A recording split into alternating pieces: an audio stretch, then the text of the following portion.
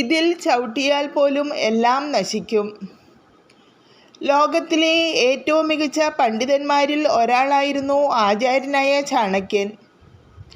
വിഷ്ണുഗുപ്തൻ, ചാണക്യൻ തുടങ്ങിയ പേരുകളിലും അദ്ദേഹം അറിയപ്പെടുന്നുണ്ട്. രാഷ്ട്രമീമാംസയുടെ ആചാര്യനായാണ് ചാണക്യനെ കണക്കാക്കപ്പെടുന്നത്.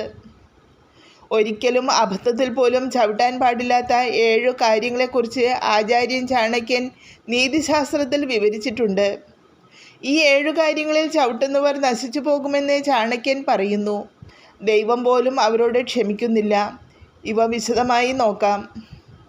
അഗ്നി, പശു, ഗുരു, ബ്രാഹ്മണൻ, കന്യകയായ പെൺകുട്ടി, വൃദ്ധൻ, ശിശു എന്നിവയെ ഒരിക്കലും കാലുകൊണ്ട് തൊടരുതെന്ന് ചാണക്യൻ പറയുന്നു. ഇങ്ങനെ ചെയ്യുന്നത് മര്യാദക്കേടാണെന്ന് ചാണക്യൻ തൻ്റെ നീതിശാസ്ത്രത്തിൻ്റെ 7-ാം അധ്യായത്തിൽ പറയുന്നു. കാലുകൊണ്ട് തീയിൽ തൊട്ടാൽ കാലുകൾ പൊള്ളുമെന്ന് ചാണക്യൻ ഓർമ്മിപ്പിക്കുന്നു. എന്നിരുന്നാലും ഗ്രന്ഥങ്ങളിൽ അഗ്നിയെ ദേവനായി കണക്കാക്കുന്നു. ദൈവങ്ങളെ നാം അപമാനിക്കാൻ പാടില്ല. ഹിന്ദുമതത്തിൽ അഗ്നിയെ വളരെ പവിത്രമായി കണക്കാക്കുന്നു. പ്രധാന പ്രവൃത്തികളെല്ലാം അഗ്നിയെ സാക്ഷിയാക്കിയാണ് ചെയ്യുന്നത്. അതുകൊണ്ട് അതിൽ ചവിട്ടരുത്. ചാണക്യൻ്റെ അഭിപ്രായത്തിൽ ഗുരുവും ബ്രാഹ്മണനും മുതിർന്നവരും ആരാധ്യരും ബഹുമാന്യരുമാണ്. അതിനാൽ അവരെ ചവിട്ടരുത്.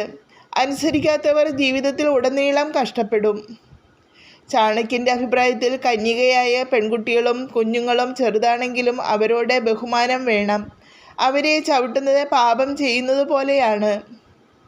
പശുവിനെ കാലുകൊണ്ട് തൊടുന്നത് മഹാപാപമാണെന്ന് ചാണക്യൻ പറയുന്നു. പശുവിനെ ചവിട്ടുന്നവൻ സ്വന്തം വേരുകളിൽ നിന്ന് സ്വയം നശിപ്പിക്കപ്പെടുന്നു.